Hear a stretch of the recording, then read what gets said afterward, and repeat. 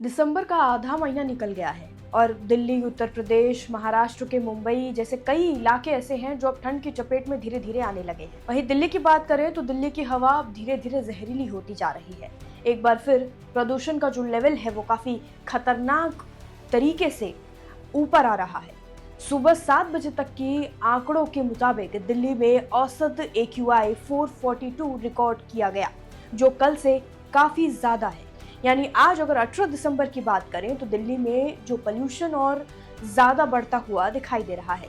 सुबह 7 बजे के आंकड़ों के मुताबिक आनंद विहार, बुराड़ी और लाजपत नगर में AQI 480 के पार दर्ज किया गया। यानी आप समझ सकते हैं कि कितना ज्यादा जो एयर क्वालिटी है वो खराब होता जा रहा है। दिल्ली के 37 केंद्रों में से 32 का AQI स्तर 400 के पार रिकॉर्ड किया गया।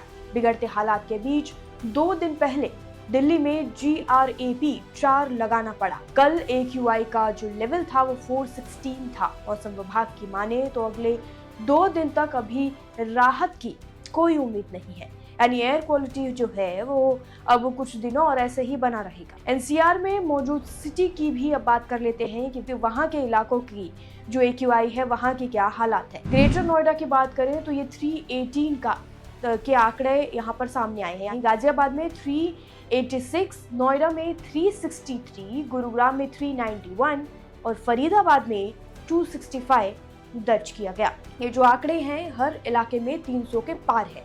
यानी समझ सकते हैं कि जो एयर क्वालिटी है वो कितनी ज्यादा खराब हो गई है। तो आप बिना मास्क के ऐसे में बाहर ना निकले।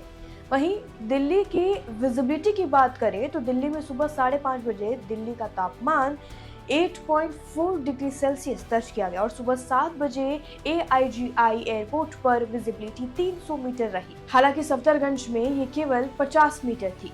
हवा बिल्कुल शांत हो गई है, जिससे प्रदूषण तेजी से बढ़ रहा है। लाजमी है कि अगर हवा चलेगी तो ऐसे में प्रदूषण का जो स्तर है वो नीचे आ जाएगा, हवा साफ हो जाएगी, धूप निकलने से विजिबिलिटी थोड़ी सी क्लियर हो जाएगी।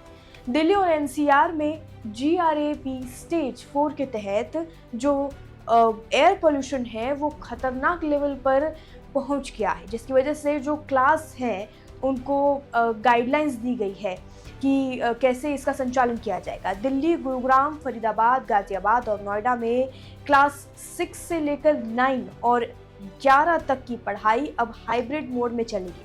अब हाइब्रिड मोड क्या होता है उसकी बात करते हैं। इसका मतलब ये होता है कि स्टूडेंट्स फिजिकल और ऑनलाइन मोड दोनों तरीके से पढ़ाई कर सकेंगे, दोनों ऑप्शंस रहेंगे। बच्चों के स्वास्थ्य की सुरक्षा को प्राथमिकता देते हुए ये कदम उठाया गया है। एयर पोल्यूशन के कारण स्कूलों में फिजिकल उपस्थिति की बाध्यता खत्म और ऑनलाइन विकल्प दे दिया गया है। सरकार ने सभी स्कूलों को ये गाइडलाइंस दी हैं कि वे इस फैसले का पालन करें और इसे फॉलो जरूर करें, क्योंकि इससे अगर ये नहीं करते हैं तो जाहिर है कि बच्चों की तबीयत खराब होगी, वायरल फैलेगा, बैक्टीरियल होगा, जिससे जो तबीयत है सबकी एक साथ बिगड़ना शुरू हो जाएगी। एयर क्वालिटी कैसे नापी जाती है वो भी हम आपको बता देते हैं। अगर किसी क्षेत्र का AQI 0 से 50 के बीच है तो AQI अच्छा माना जाता है। वहीं 51 से 100 AQI होने पर ये ओके रहता है। 101 से 200 के बीच ये मीडियम माना जाता है, यानी कि ज़्यादा अच्छा भी नहीं और ज़्यादा बुरा भी एयर क्वालिटी उस वक्त नहीं होती है।